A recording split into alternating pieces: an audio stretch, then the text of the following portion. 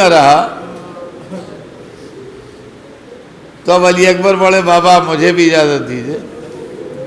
روایت میں حسین نے جوان بیٹے کو دیکھا, منع نہیں کیا, کہا اچھا جاؤ بیٹا خیام اہل حرم میں رخصت ہو لو. مرثیوں میں تو سبھی کی رخصتیں نظم ہیں, مگر کتابوں میں جناب علی اکبر اور امام حسین کی رخصت ہے خالی. علی اکبر خیمے میں گئے, مجھے نہیں معلوم ماں سے کیا کہا, مجھے نہیں معلوم پھوپھی سے کیا کہا, مجھے نہیں معلوم جو بہن چچا کے غم میں سوگوار بیٹھی تھی اس سے کیا گفتگو ہوئی. مجھے اتنا معلوم ہے کہ خیمے کا پردہ اٹھتا تھا اور گرتا تھا, اٹھتا تھا اور گرتا تھا. علی اکبر نکلنا چاہتے تھے, سیدانیاں روک لیتی تھیں.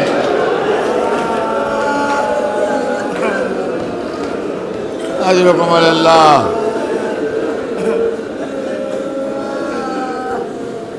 اللہ آپ کے جوانوں کو سلامت رکھے. علی اکبر خیمے سے کیسے نکلے تفصیل میں نے نہیں پڑھی, میں نے اتنا پڑھا ہے کہ ایسا لگتا تھا جیسے بھرے گھر سے جنازہ نکلا ہے. حسین در خیمہ پہ کھڑے تھے, علی اکبر آئے, اپنے ہاتھ سے کمر میں پٹکا باندھا, سر پہ خود رکھا, کہا جاؤ میرے لال جاؤ جاؤ خدا حافظ. علی اکبر مقتل میں آئے, بڑی شان سے جہاد کیا, بکر بن غانم کو قتل کیا. باپ سے ملنے آئے, جب باپ سے ملنے آئے تو ماں بھی در خیمہ پہ آ گئی. روایت میں ہے کہ لیلا علی اکبر کو پہچان نہیں رہی تھی, گلابی ہونٹ ادھے ہو گئے تھے, پیاس سے آنکھیں حلقے میں چلی گئی تھیں, زرا کی کڑیوں سے خون ٹپک رہا تھا, زبان چبا رہے تھے, کہہ رہے تھے یا بتا اللہ تشوقت قتل نہیں, بابا پیاس مارے ڈال رہی ہے.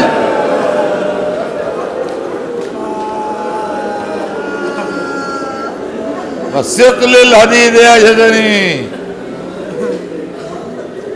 گرانی اہن ہلاک کیے دے رہی ہے. بابا کیا پانی کوئی سبیل ہو سکتی؟ کہا بیٹا ان قریب تیرے دادا تجھے آب کوثر سے پلائیں گے. علی اکبر سمجھ گئے کہ منزل امتحان منزل اعجاز نہیں بنے گی. باپ سے رخصت ہوئے, ماں کو خدا حافظ کہا, مقتل میں چلے گئے. علی اکبر مقتل میں گئے, حسین کمر پکڑ کے کسی کے انتظار میں کھڑے ہو گئے. خیمے کے دروازے پر ڈیوٹی بدل گئی. جس ماں نے پیدا کیا تھا وہ خیمے میں چلی گئی, جس پھوپھی نے پالا تھا وہ در خیمہ پہ آ گئی. تھوڑی دیر کے بعد ایک آواز آئی, یا بتا علیک منی السلام, اے بابا میرا سلام لیجئے. حسین چلے, کہہ رہے تھے یا علی یا علی یا علی. دیکھا علی اکبر کے سینے میں برچی پیوست ہے, بیٹھ گئے. کہا بابا میرے دادا آ گئے, ہاتھ میں جام کوثر لیے ہیں. تک یا علی ایک جام خیمے میں علی اصغر گہوارے بیچ کیا لے رہا ہے. واہ محمد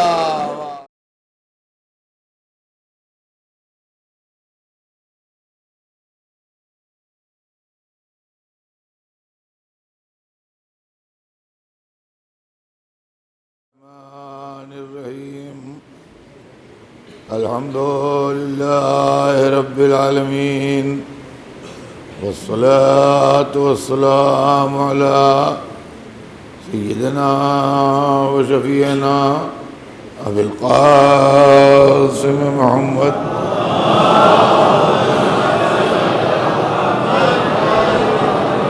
وآلہ الطیبین الطاہرین المعصومین, ولعنة الله على أعدائهم أجمعين من يومنا هذا إلى يوم الدين.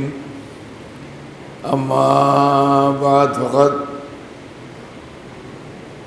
قال الله سبحانه وتعالى في كتابه المبين وهو أصدق الصادقين, إنما وليكم الله ورسوله والذین آمنوا الذین یقیمون الصلاة ویؤتون الزکاة وهم راکعون.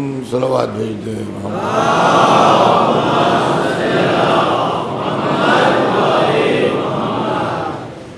ارشاد اقدس الہی ہے کہ یقیناً تمہارا ولی اللہ ہے اور اس کا رسول، اور وہ صاحبان ایمان جو نماز کو قائم کرتے ہیں اور زکوٰۃ کو ادا کرتے ہیں جب کہ وہ رکوع کر رہے ہوتے ہیں۔ عزیزان گرامی، میں آپ کی خدمت میں بڑی تفصیل سے یہ بات سنا چکا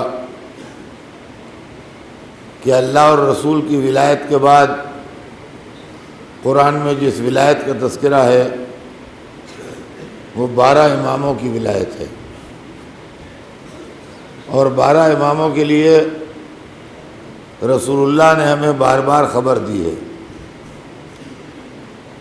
ایک دو بار نہیں بلکہ متعدد بار رسول اللہ نے 12 اماموں کے نام لے کے، باپوں کے نام لے کے ولدیت کے ساتھ بیان کیے ہیں۔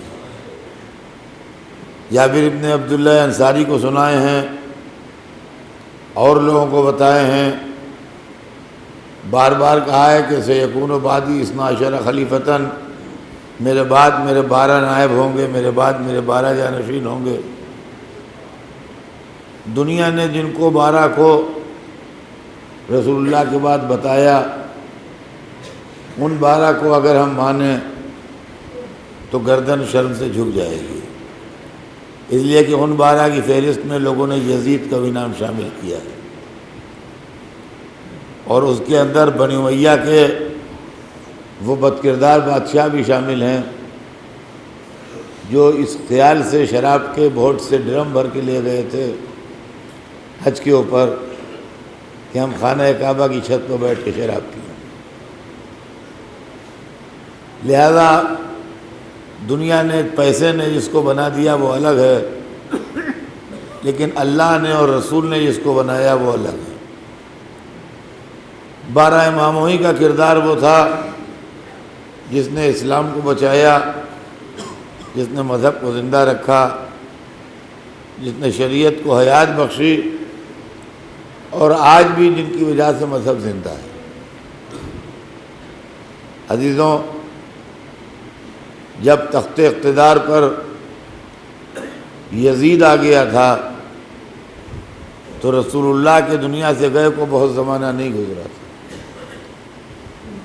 ابھی 50 برس بھی پورے نہ ہوئے تھے کہ مسلمانوں نے یزید کی بیعت کر لی۔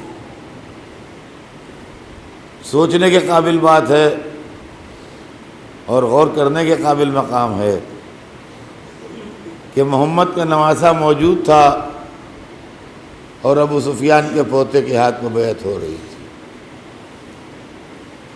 علی کا بیٹا موجود تھا اور معاویہ کے بیٹے کے ہاتھ میں بیعت ہو رہی تھی، سوار دوش رسول موجود تھا اور آغوش کفر کے پلے کے ہاتھ میں بیعت ہو رہی تھی، اور بیعت کرنے والے وہی تھے جن کے ماتھوں پر گھٹے تھے، جن کے چہروں پر داڑھیاں تھیں، جن کے ہاتھوں میں تسبیحاں تھیں، جو ہر وقت اللہ و رسول کی بات کرتے تھے، جو ہر وقت دین و دیانت کی بات کرتے تھے، وہی مذہب اسلام کو برباد کرنے کے لیے اور 4 پیسوں کے لیے دین بیچنے کو تیار تھے۔ اور سارے عالم اسلام میں خاموشی چھائی ہوئی تھی، صحابی بھی چپ تھے، حافظ بھی چپ تھے، قاری بھی چپ تھے، عالم بھی چپ تھے، راوی بھی چپ تھے، محدث بھی چپ تھے، مقرر بھی چپ تھے۔ بولتا وہ جس کو سر بھاری ہوتا، بولتا وہ جس کو اولاد پیاری نہ ہوتی، بولتا وہ جسے مال نہ اچھا لگتا ہوتا، بولتا وہ جو اپنی جان دینے پر تیار ہوتا۔ عالم اسلام میں مجرمانہ خاموشی تھی،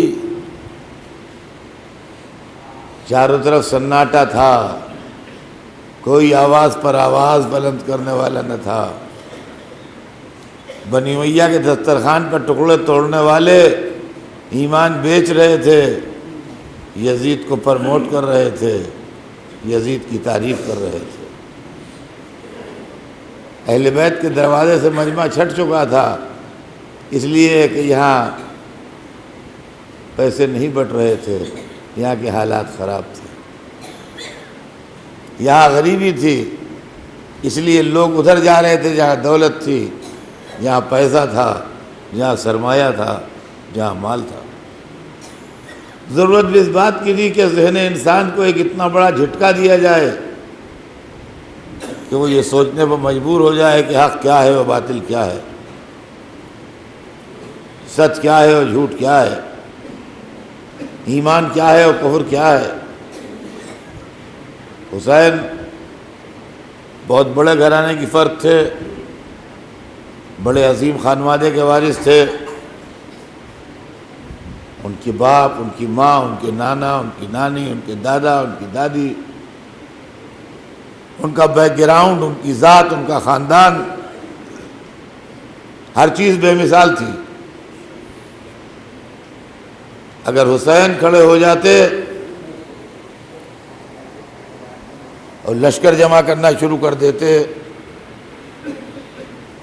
تو 1,00,000-1,50,000 کا لشکر تو آسانی سے جمع ہو جاتا۔ حسین کے لیے کوئی دشواری نہ تھی کہ 1,00,000-1,50,000 کا لشکر جمع کر لیتے، اور جب 1,00,000-1,50,000 کا لشکر جمع ہو جاتا اور یزید کا مقابلہ ہوتا تو جس کے 72 نے لاکھوں کے ٹکڑے اڑا دیے، اس کے 1,00,000-1,50,000 اگر میدان میں اترتے تو کیا ہوتا۔ لیکن لوگ اس کے آگے نہیں سوچتے، یہی کے اوپر ڈیڈ اسٹاپ، یہی کے اوپر ختم کر دیتے ہیں بات، اس کے آگے نہیں سوچتے۔ میں اس کے آگے سوچتا ہوں اور میں اس کے آگے سوچ کے آپ کو سناتا ہوں۔ ظاہر ہے کہ اگر لشکر ہوتا اور فوج ہوتی تو ایک تو یہی بہادر جو ساتھ تھے، پلس ایک بڑا لشکر، تو لشکر یزید کو شکست فاش ہوتی اور مارے جاتے یزید کے لوگ۔ اور جب یزید کے لوگ مارے جاتے، ذرا آپ میرے ساتھ دماغ رکھیے گا، بیچ سے چھوڑ نہ دیجیے گا میرے ساتھ، تو اقتدار پر حسین کا قبضہ ہو جاتا، یزید یا قید کر دیا جاتا یا مار ڈالا جاتا، جو بھی ہوتا اس کا انجام، لیکن اس کو اقتدار چھوڑنا پڑتا، اور اب تخت اقتدار پر قبضہ حسین کا ہوتا۔ لیکن جب تخت اقتدار پر قبضہ حسین کا ہوتا تو اس کے بعد ایک دوسری کہانی شروع ہوتی، وہ جتھے والے اور وہ قبیلے والے اور وہ گروہ والے جو ہزار 500 2,000 2,500 آدمی اپنے قبیلے کے، اپنے علاقے کے، اپنے جتھے کے، اپنے خاندان کے لے کے آئے تھے، یہ 1,00,000-1,50,000 کا لشکر ہوا میں تو جمع نہیں ہو جاتا نا۔ یہی لوگ آدمی آتے مختلف علاقوں سے، مختلف قبیلوں سے، مختلف شہروں سے، مختلف جگہوں سے آتے، کوئی 500 لے کے آتا، کوئی 1,000 لے کے آتا، کوئی 2,000 لے کے آتا، جس کا جیسا خاندان ہو، جس کا جیسا قبیلہ ہو، جس کا جیسا شہر ہو، وہاں سے لوگ لے کے آتے۔ اب جب امام کا اقتدار پورا ہو جاتا، لوگ آنا شروع ہوتے، مولا 1,000 آدمی آئے تھے ہمارے قبیلے کے، اب مولا قریب 100 آدمی تو اس میں مار دیے گئے ہیں۔ اب مولا ہمارے قبیلے والے کہہ رہے ہیں کہ جاؤ مولا سے فلاں پراپرٹی لکھوا لو، تمہاری بات ٹالیں گے تھوڑی۔ 2,000 آدمی آئے تھے ہمارے، ہم نے اس وقت آپ کی مدد کی تھی جب یزید آپ سے بیعت مانگ رہا تھا، فلاں نخلستان ہمارے قبیلے کو لکھ دیجئے۔ ہمارے قوم والے اصرار کر رہے ہیں کہ مولا سے جا کے لکھواؤ۔ مولا ہم نے فلاں موقع پہ آپ کے آئے تھے، اتنے لوگ آئے تھے، اتنے تھے، ہمیں خاندان فلاں بھی تھا، فلاں بھی تھا، فلاں کو بھی ہم لائے تھے، اور مولا آپ کو معلوم ہے فلاں جگہ بھی ہم نے جا کے تبلیغ کی تھی، تو وہاں سے 2000 3000 آدمی لے کے نکلے تھے ہم مولا فلاں گورنری ہم ہی کو چاہیے۔ وہ لوگ کہہ رہے تھے کہ تمہارے ہوتے مولا کسی کو دیں گے نہیں گورنری، تمہیں کو دیں گے۔ عزیزان گرامی، یہ مطالبے شروع ہوتے یا نہ ہوتے، آپ مجھے انصاف سے بتائیے، یہ سامنے آتے کہ نہیں۔ امامت کا تقاضا کیا ہے؟ امامت کا تقاضا یہ ہے کہ ایک نیا پیسہ خلاف حق کسی کو نہ ملے۔ سیاست کا تقاضا کیا ہے؟ کہ جس نے برے وقت میں آپ کا ساتھ دیا ہے اس کا گھر بھر دیجیے۔ مشکل تھی کہ نہیں تھی؟ اب وہ کہتے ہیں نہیں، فلاں نخلستان میں تو فلاں غریب کا حصہ ہے، میں تمہیں کیسے دے دوں؟ اور فلاں زمین تو فلاں یتیم کی ہے، میں تمہیں کیسے دے دوں؟ اور فلاں جگہ تو فلاں قبیلے والوں کا ہے، تم اس پر کیسے دعوے دار ہو سکتے ہو؟ اور یہ گورنری کا حق تو فلاں کا ہے جو اتنا بڑا رسول کا پرانا صحابی ہے، تم کیسے دعوے دار ہو سکتے ہو؟ تو کہتے واہ مولا، جب مصیبت پڑی تھی تو اس وقت یہ نہ سوچا کہ کس کا حق ہے اور کس کا کیا ہے، اس وقت ہم سے مدد مانگی، اور جب بانٹنے کا وقت آیا تو یہ فلاں یتیم کا ہے، یہ فلاں بیوہ کا ہے، یہ فلاں قوم کا ہے، یہ فلاں قبیلے کا ہے۔ تو عزیزان گرامی، وہی لوگ جنہوں نے امام حسین کا ساتھ دیا وہ امام حسین کے خلاف ہوتے،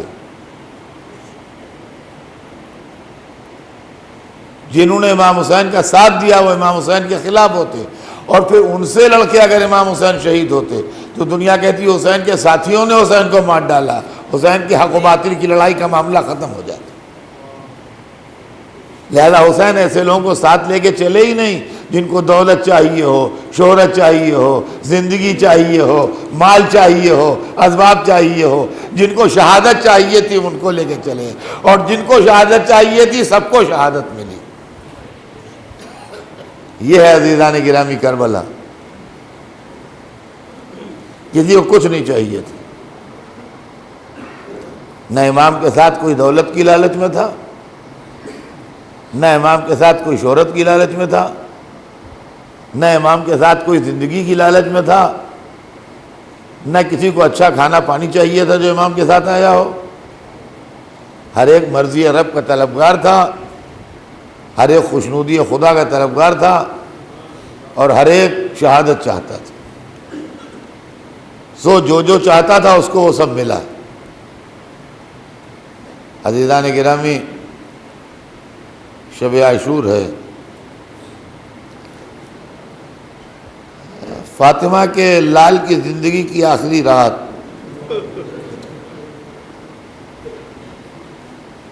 آج کی رات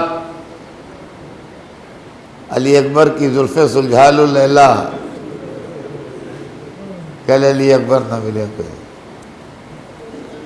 بی بی رباب علی اصغر کا جھولا جھولا لیجئے، کل علی اصغر لحد میں سو رہے ہوں گے۔ بی بی ام کلثوم عباس کو دل بھر کے دیکھ لیجئے، کل آپ کا بھائی نہر پر آرام کر رہا ہوگا۔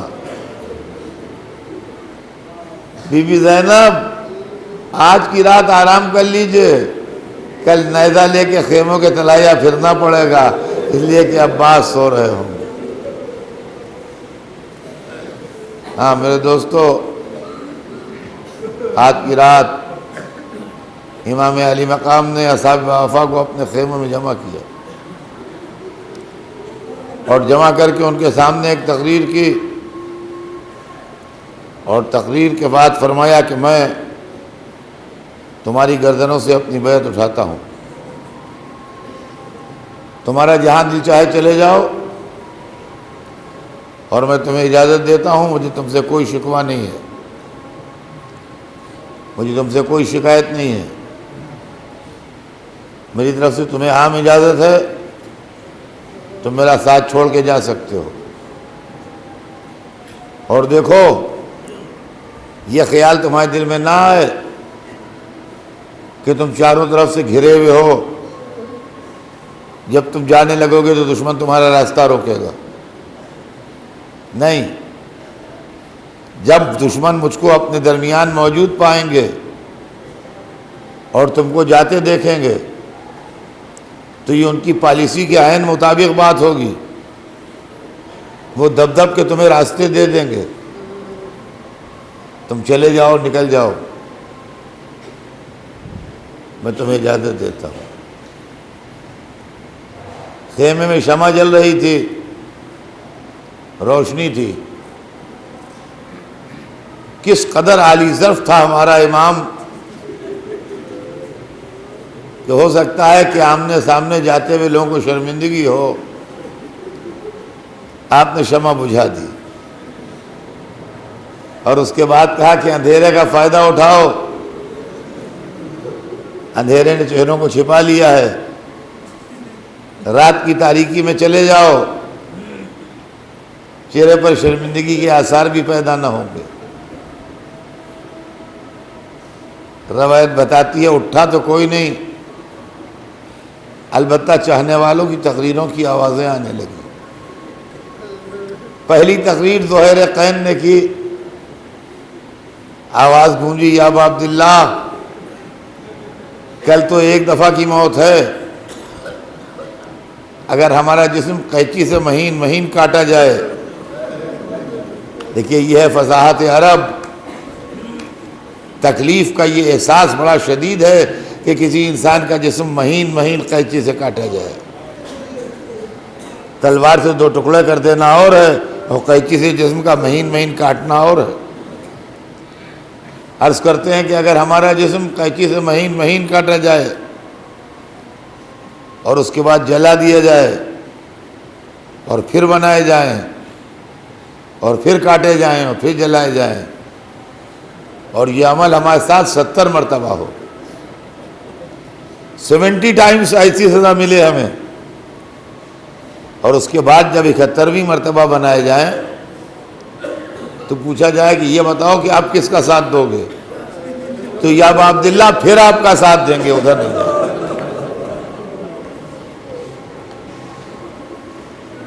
اتنی تکلیف دہ 70 موتوں کے بعد بھی ہم آپ ہی کا ساتھ دیں گے, ہم آپ کا ساتھ چھوڑ کے نہیں جائیں گے. تقریر تمام ہوئی, دوسری آواز گونجی. اندھیرا تھا مگر لوگ آوازوں سے پہچانے جا رہے تھے. یہ دوسری آواز حبیب بن مظاہر کی آواز تھی, حسین کے بچپن کے دوست, اور گفتگو جو کی اس سے بھی پرانے تعلقات کی خوشبو آ رہی تھی. کہا یا ابا عبداللہ اگر ہم آپ کو آج چھوڑ کے چلے جائیں تو کل رسول اللہ کو کیا منہ دکھائیں گے؟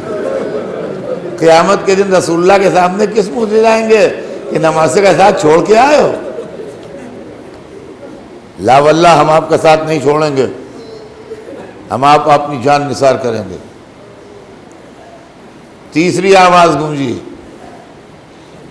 بوڑھا صحابی مسلم نے اوسجا بول رہا تھا کہ یا ابا عبداللہ الحسین, اے ہمارے آقا, یہ تو چند دن کی زندگی ہے, اگر آج موت سے بچ بھی گئے تو کل موت آ جائے گی, ہم ہمیشہ زندہ رہنے والوں میں نہیں ہیں. لیکن اللہ نے اگر ہمیں ہمیشہ کی زندگی دی ہوتی اور ہم سے یہ وعدہ ہوتا کہ تمہیں کبھی موت نہیں آئے گی, تو ہم ہمیشہ کی زندگی کو ٹھوکر مار دیتے اور آپ کی نصرت میں کل اپنی جان دے دیتے. ہمیں ہمیشہ کی زندگی نہیں چاہیے, ہمیں آپ کے قدموں کے اوپر جان دینا چاہیے. مسلم کی تقریر تمام ہوئی, غلاموں کے نمائندے جون کھڑے ہوئے. کہا اے ہمارے سید و آقا, اے ہمارے سردار, ہمیشہ ہم آپ کے سائے میں پلے ہیں, ہمیشہ آپ کا نمک کھایا ہے. مولا کیا آپ سمجھتے ہیں کہ یہ غلام مصیبت میں آپ کو چھوڑ کے چلے جائیں؟ کیا آقا آپ یہ سمجھتے ہیں کہ اس مصیبت کے وقت میں ہم سے یہ امید رکھتے ہیں کہ ہم آپ کا ساتھ چھوڑ دیں گے؟ واللہ یہ ممکن نہیں ہے, ہم آپ کے قدموں پر اپنی جان نثار کریں گے. اور جب جون کی تقریر بھی ہو چکی تو 1 منٹ کے لیے خیمے میں سناٹا چھایا, اور اس کے بعد جذبات میں ڈوبی ہوئی ایک آواز خیمے میں گونجی, اور لوگوں نے محسوس کیا کہ یہ حسین کے بھائی ابو الفضل عباس کی آواز ہے۔ حضرت عباس فرما رہے تھے کہ اے ہمارے سید و سردار،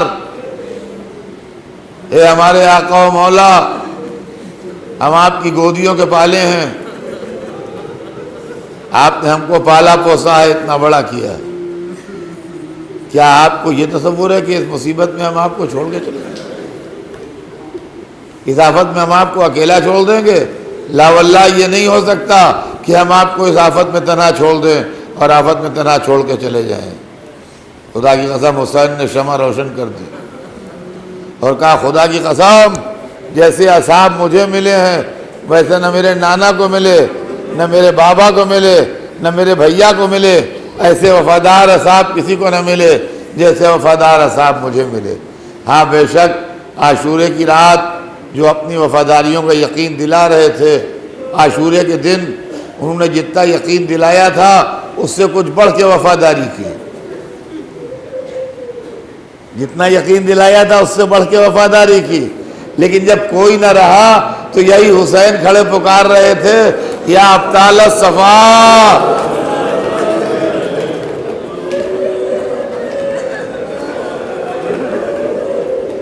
یا فرسان الحجا، ارے میرے شیرو، اے میرے بہادرو، اے میرے مارکہ جنگ کے شہ سوارو۔ حسین پکار رہا ہے، جواب نہیں دیتے۔ ہاں حسین کو ایک ایک یاد آ رہا تھا جب اکیلے نکلے ہیں خیمے سے۔ کائنا نا زہیر، زہیر کہاں چلے گئے؟ اینا حبیب، میرے بچپن کے دوست حبیب کہاں ہو؟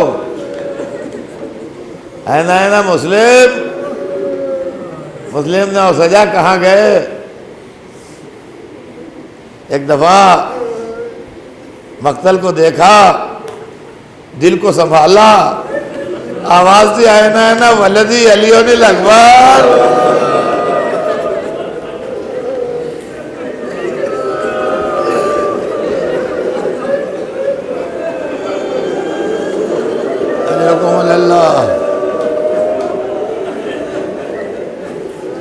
میرے بیٹے علی اکبر،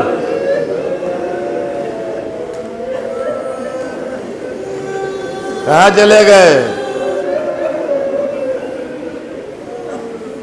اور اس کے بعد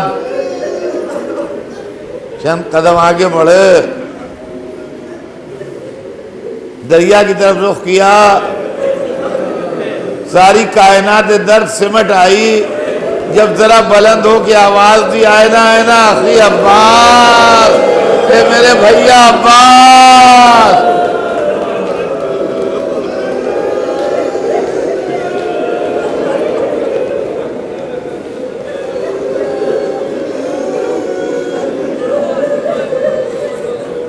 حضرکم اللہ۔ عزیزان گرامی، یہ شب عاشور ہے، یہ معمولی رات نہیں ہے، یہ رونے رلانے کی رات ہے، یہ سیدہ کو پرسہ دینے کی رات ہے۔ اے بی بی فاطمہ زہرا، یہ آپ کے غلام آپ کو پرسہ دینے آئے ہیں، آپ کے بھلے گھر کا پرسہ۔ اے بی بی یمین عرش سے ملاحظہ فرمائیے، یہ غلام پرسہ دینے کے لیے جمع ہیں، حسین کے اصحاب کا پرسہ لیجئے، بی بی بنی ہاشم کے جوانوں کا پرسہ لیجئے، عقیل کے بیٹوں کا پرسہ لیجئے، جعفر کے لاڈلوں کا پرسہ لیجئے، اپنے نواسوں کا پرسہ لیجئے۔ اے بی بی جس کا بدن ٹکڑے ہو گیا اس قاسم کا پرسہ لیجئے، اے بی بی جس کے سینے پر برچھی لگی اس علی اکبر کا پرسہ لیجئے، اے بی بی جس کو آپ نے اپنا بیٹا کہا اس عباس کا پرسہ لیجئے۔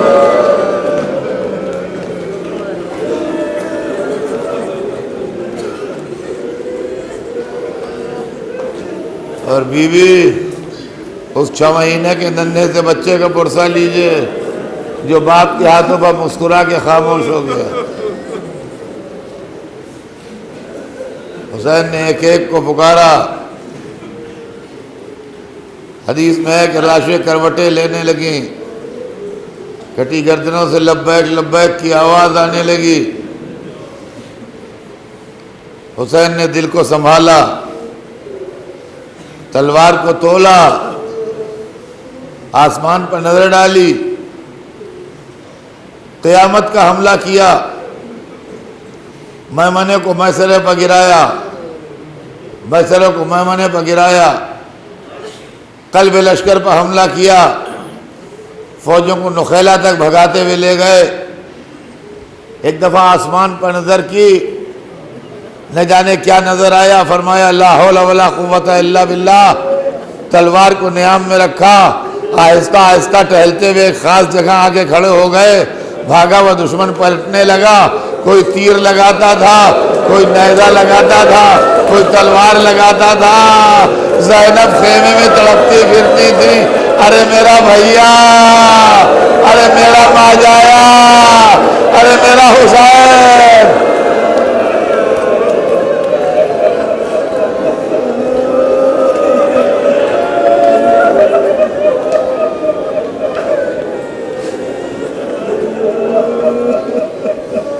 کیا خوب کہا ہے کسی شاعر نے کہ سپاہ شام نے میرے علی کو گھیرا تھا، چراغ بیچ میں چاروں طرف اندھیرا تھا، چاروں طرف ظالم حسین کو گھیرے ہوئے، کوئی نیزہ لگاتا ہے، کوئی تلوار لگاتا ہے، کوئی تیر لگاتا ہے، کوئی ظالم جھولیوں میں پتھر لیے ہے، سنان نیزہ لایا، حسین گھوڑے پر ڈگمگانے لگے، گھوڑے سے زمین پہ آئے، زینب تڑپ کے باہر نکلی، سیدہ جنت سے آئی، سید سجاد نے غش سے آنکھیں کھولی، سوارِ دوش رسول چلا گیا، واہ حسینہ